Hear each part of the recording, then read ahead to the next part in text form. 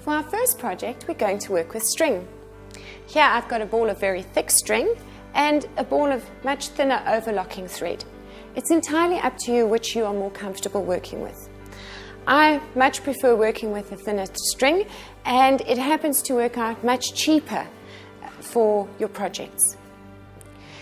If you place the ball of string on the table and try to work with it, it's going to roll around and give you no end of trouble while you're trying to manipulate the fabric. So I actually put the ball of string down on the ground.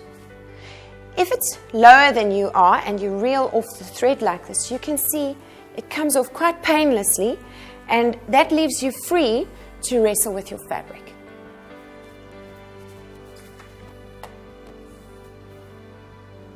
So you take the fabric and you just make a ball. As the name implies, you crush the fabric up like this. This is a super technique to do with children because even very small children can manage it. And you'll notice I didn't even tie a knot in the thread, I just started winding. And you wind the string tighter and tighter around the ball. Obviously, the tighter you tie the string, the more white areas you're going to have on the finished project. If you wind the string very loosely, you will have fewer white areas on the finished project.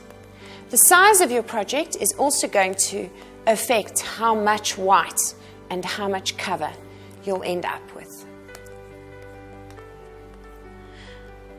Once all the folds are in place, I just loop the string under once or twice.